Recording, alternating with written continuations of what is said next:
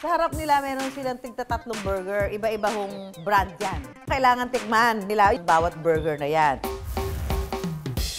Unang kagat lang, ha? Huwag mong pahalatang gutom. Ano lasa? Hindi mo lasa. Hindi mo nalasa? Lasa din na ba ito? Ikaw, ano naman to? Ano kagat mo? Hindi ko alam kung may patty po. Medyo ano lang, dry lang. Try! Ikaw. Parang walang pati, walang nipis, sobrang nipis. Ay, yung pangalawa naman. Oh, ano lasa? Yung pinaka-patty niya is parang manipis din. Ano lasa niyan? Mas makapal yung tinapay niya. Oo nga, ang kapal na tinapay. Tingnan mo, oh. Ayan, ikaw, anong lasa niyan? Okay naman po siya. Okay, ito, third. Tikim na. Ayan. Iya, sa'yo naman simula. Ano lasa? Masarap siya. Bakit? Burger talaga. May kagat ng konting anghang. Dahil inihaw siya, mas malasa talaga siya. Ikaw naman, ano lasa? Mas lasa mo yung pagkakaluto na uling talaga. Smoky talaga yung flavor niya. Tsaka mas juicy siya. Tsaka yung sauce niya hindi talaga. dry, ano? Hindi po. Oo nga, actually, nakikita ko dito. Gusto ko na rin makikagat eh. Ayan, pareho ah. Ikaw naman, ano lasa mo dyan sa burger na yan? Mas makapal yung patty niya. Nalalasahan mo talagang kwansa yung inihaw. Yung grilled talaga yung burger. So parang doon sa pangatlong burger na tinikman nito, iisa ang ibig sabihin nyo. So masarap, malasa, hindi dry, tama yung bun. Balanse. Oh, at saka yun nga parang tinitingnan ko kanina, gusto ko na rin makikagat eh. So yun yung kanilang judgment dito sa 3 burger na kanilang tinikman. Ano kaya ang burger na yan? Makita nga natin kung ano yan, ha?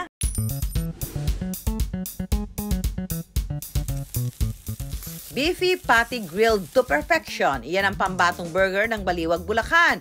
Ang nagbabagang balita pa, wala raw mabibitin dahil paandar nilang double burger forever. Buy one, take one sa halagang 45 pesos lang. Malinam naman po. Ang pati po dito masarap po. Pagka ako'y nagugutom, dito ako pupunta. Ngayon na ako nakakita pati na sa grill niluluto at saka sa bagat lagi siyang gano'n. Ang burger business sinimula noong May 2021 ng mag-asawang Tiris at Ian. Humina raw ang bakery business nila kaya nag-isip sila ng ibang pagkakakitaan. Since mayroon kaming background sa paggawa ng tinapay and then experience din po ako sa paggawa ng frozen meat product, sabi namin kaya natin gumawa ng buy one take one. 42 formulations po yung inabot bago ako makapag-improve ng burger patty para makapag-develop ng mura, masarap at saka dekalidad na burger. Sa dami-dami na kasi ng mga buy one take one chain burgers dito ngayon, paano ba tayo maiiba doon sa mga existing business na meron na dito ngayon? Sabi ko, buy one take one pero kailangan with a twist. Doon nila naisip ang konsepto ng grilled burger pero abot kaya ng masa. Namuhunan sila ng 10,000 pesos at unang ibinenta ang Baga Burger online. Nag-post lang kami online so nakakatuwa kasi blockbuster siya. Hindi ko ina-expect na maganda yung feedback, maganda yung naging pasok nung burger namin dito sa Bulacan.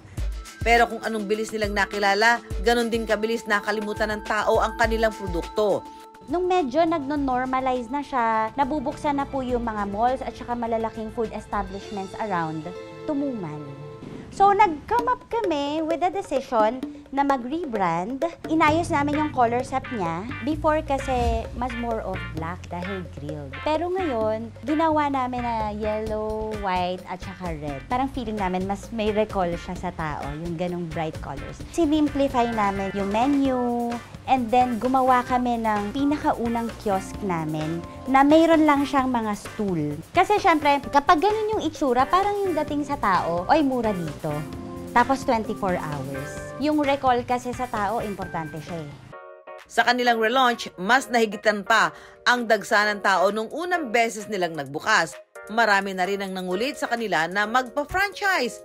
Kaya nito lang January, nag-share na sila ng kanilang negosyo sa mga interesado. Sa loob lang ng 5 buwan, umabot na agad sa 45 ang naipatayo nilang franchise sa buong Luzon. Kaya naman wala raw silang tigil sa paggawa ng patties buong araw. Dito natin siya fino-form. We are using an equipment which we call forming machine, kung saan Tinitimbang siya ng sakto, nilalagyan ng tamang bilang para masigurado natin na tama ang timbang pag deliver natin sa ating mga franchisees.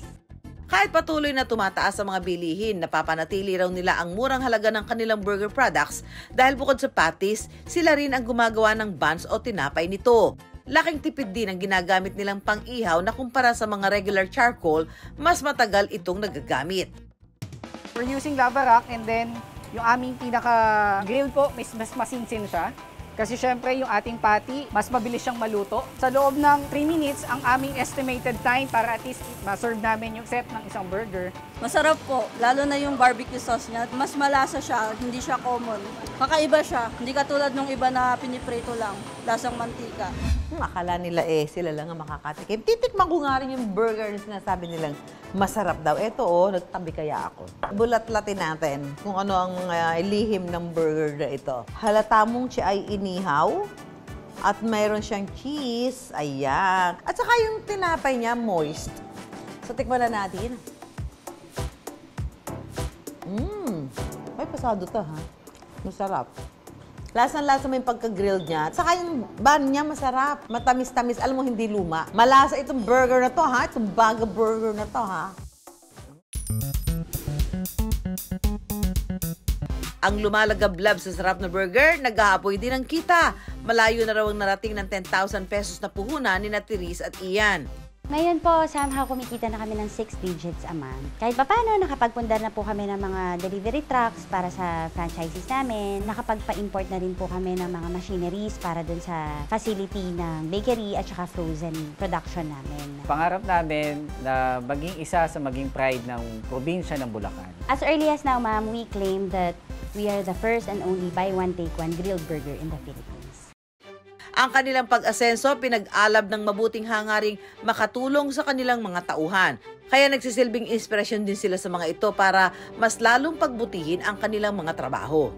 Kapag ka nakuha mo na yung gusto mong ma-achieve, alagaan mo siya. Kung ano yung lasa niya, kung ano yung mismong binabalik-balikan sa'yo, iyon yung dapat na maging consistent ka. Kahit na ayaw mo na, ang hirap, nakaka-stress, babalik ka kinabukasan dun sa ano nga ba yung goal ko. At syempre, sabi ko nga, kailangan magdadasal tayo. In time, darating din yung panahon na inaasam-asam mo na walang bagay na hindi magtatagumpay basta pinaghirapan mo.